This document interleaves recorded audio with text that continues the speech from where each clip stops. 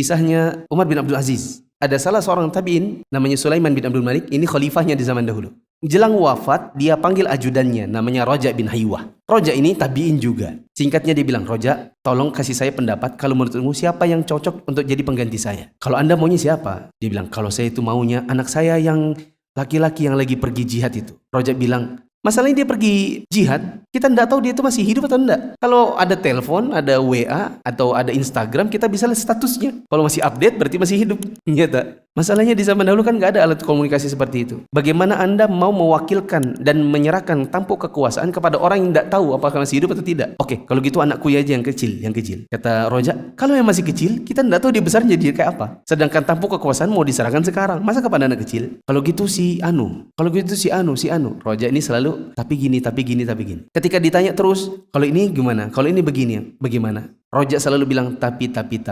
Sampai disebutkan satu nama. Bagaimana kalau Umar bin Abdul Aziz? Maka Roja bilang, kalau Umar, orangnya Masya Allah ini, Masya Allah itu. Jadi kamu setuju? Kalau Umar, saya setuju. Katanya Sulaiman bin Abdul Malik. Tapi saya punya saudara. Saya punya saudara laki-laki banyak. Di antaranya Hisham bin Abdul Malik. Siapa yang saya kasih kira-kira? Roja bilang, menurut saya, Umar nama satu, nama pertama. Nanti kalau Umar tidak bisa menjalankan kekuasaannya, digantikan oleh saudaramu yang lain. Dia bilang, catat Roja.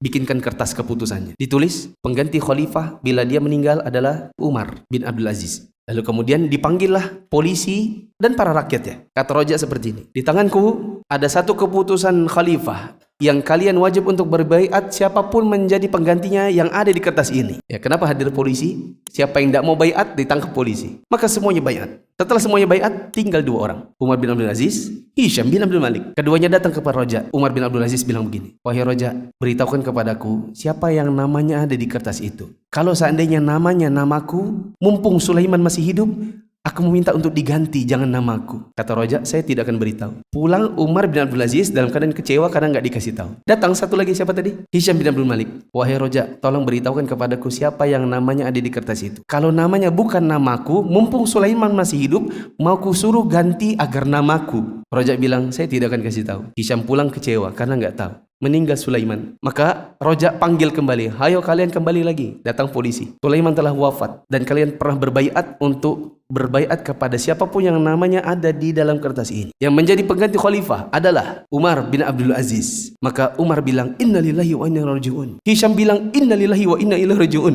Karena Umar yang terpilih, jadi dia inna lillahi wa inna ilaihi raji'un. Hisham tidak terpilih, maka Hisham juga inna lillahi wa inna ilaihi raji'un. Pertanyaannya, adakah di zaman pemilu sekarang ini 2024 orang bilang jangan namaku? Atau semua orang bilang tolong pilih saya, amanah, merakyat, apa? Religius. Tidak ada orang seperti Umar bin Abdul Aziz di zaman sekarang. Semua orang mau jadi penguasa. Maka kita kalau baca salafus soleh profilnya, kita akan semakin cinta. Kenapa begitu? Ya karena begitulah kita dituntunkan dalam beragama. Dalam manhaj salaf, memang beragama itu kalau kita ngikuti salafus soleh enak. Kita tidak mikir ribut dan kekuasaan. Sedangkan orang-orang yang tidak punya keikatan hati dengan salafus soleh, maka di hari-hari ini mereka adalah orang ribut dan kekuasaan. Bahkan dai-dainya pun nanti Jumatan, khutbah Jumat isinya kekuasaan.